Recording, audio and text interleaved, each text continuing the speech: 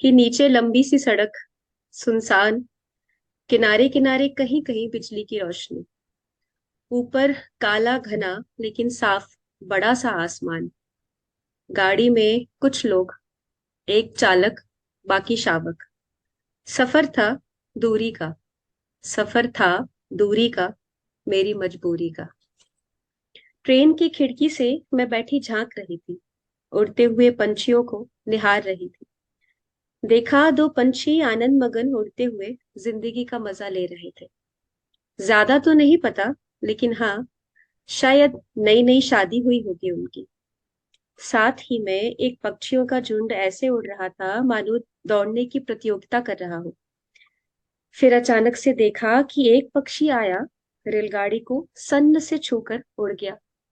एक पल के लिए लगा अब जैसे उसका अंत समय निकट आ गया हो, लेकिन फिर समझ आया कि वो तो अटखेलियां कर रहा था।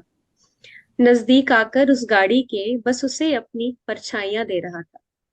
पटरी पर चल रही शकट को, शकट मतलब जो गाड़ी चलती है वो, पटरी पर चल रही शकट को वो आसमानी परिंदा पगडंडियां सुझा रहा था। अतीत का बोझ ढोकर भी गतिमान एक्सप्रेस को, अतीत का बोझ ढोकर भी गतिमान एक्सप्रेस को वो तो लाल झंडी दिखा रहा था। नबचर है वो, नबचर है वो, वापस नब को ही जाएगा, लेकिन तख्ती पर रेंगती चाल को वो दुआई डंडी दिखा रहा था। ये एक्चुअली बेसिकली उन लोगों के लिए जो हमारी जिंदगी में आते हैं, इत्तेफाक से आते हैं, और इत्तेफाक से ही कुछ दिन के लिए ठहर जाते हैं। लेकिन जब हम पलक झपकते हैं तो पलक झपकते ही हकीकत से रूबरू भी करवा जाते हैं, और वो ये बता जाते हैं कि जो इत्तेफाक से आए लोग इंसान थे, वो इत्तेफाक ही थे, और इत्तेफाक इत्तेफाक ही था, ये समझा जाते हैं। तो लास्ट में बस 4 लाइनों से एंड कर रही हूं मैं कि ओली फैलाकर आसमां की तरफ देखा, ओली फैलाकर आसमां की तरफ देखा तो सिर्फ एक तारा दिखाई दिया। आंखें मीच कर फिर देखा, आंखें मीच कर फिर देखा तो वो तारा तो गायब था, लेकिन दामन गीला महसूस हुआ, लेकिन दामन गीला महसूस हुआ। Thank you.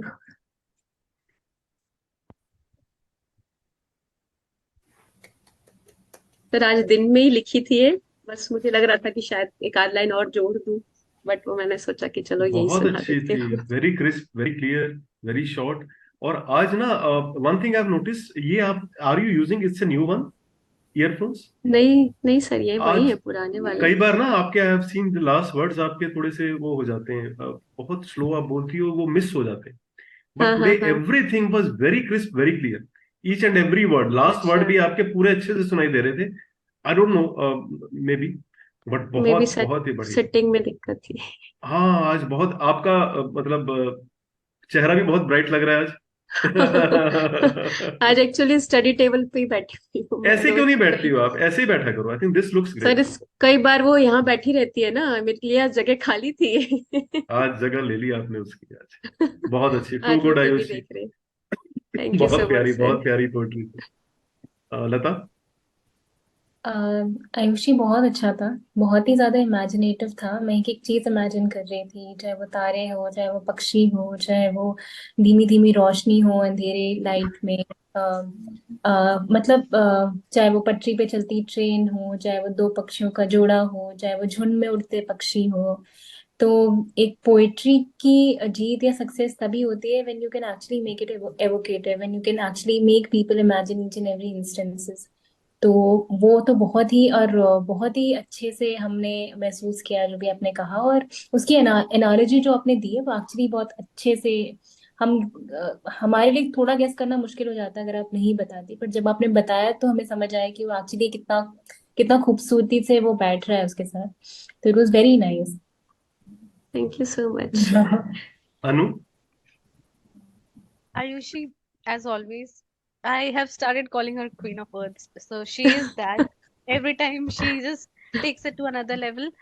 और बहुत deep meaning था. I think many people might interpret this in their own way, जो भी उनके experiences रहे या जो भी उन्होंने life में देखा या लोगों के साथ फील किया। इत्तेफाक वाला पोर्शन मुझे बहुत अच्छा लगा, बिकॉज आई थिंक जिन लोगों से भी हम मिलते हैं वी ऑलवेज से कि कुछ रीजन होता है हम क्यों मिलते हैं किसी से। If someone steps into our life there is a purpose, there is a reason. तो आई थिंक उस चीज से मैं रिलेट कर पा रही थी काफी चीजें, तो it had a very good meaning. Thank you, बहुत अच्छा लगा मुझे। Thanks. Thank you so Ranjit, much. Ranjit, Yeah, so I'm always a fan of Ayushi's work. I really like it thank you. mainly because of the simplicity with which she conveys very deep thoughts. Um, can you hear me? Am I audible? Yes Yeah, yes, yeah. You are audible. As Anu rightly pointed out, like I really believe that everything that happens in your life is mainly planted by the universe, like, and it's for some reason.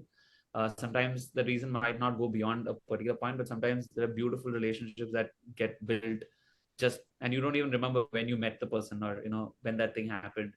And I think I really believe in that a lot, so I could relate to this piece a lot. And also the way you placed it on a train. I mean, I thought there was a line where you talked about a train and you were looking outside a train window. It actually brings in a lot more imagery when we kind of listen, like we imagine that a lot. So I really loved it. Thank you so much. Rajat, Ayushi ji, हमेशा की तरह your height of imagination is really appreciable. And thank you sir. बस यही पूछूंगा कि इस बार content आपका काफी कम ड्यूरेशन का था, वाज इट डिलिबरेट एफर्ट और मतलब it was some lack of preparation and all? नहीं सर, बस थोड़ा सा समय कम मिल पा रहा है आजकल, तो बस एक थॉट आया था, मुझे लगा कि इन शब्दों में वो थॉट कंप्लीट हो रहा है, तो फिर मैंने उसको आगे नहीं बढ़ाया। ट्राई टू कीप इट इसलिए दैट वे। अच्छा लगता था ऐसा लंबा कंटेंट सुनते जाना, keep on and on and on वैसे। सब एनीवेज, बिल्कुल वो बहुत अच्छा कंटेंट था। भी आएगा। बहुत अच्छा था, thank you. Neelu ji. Thank you sir.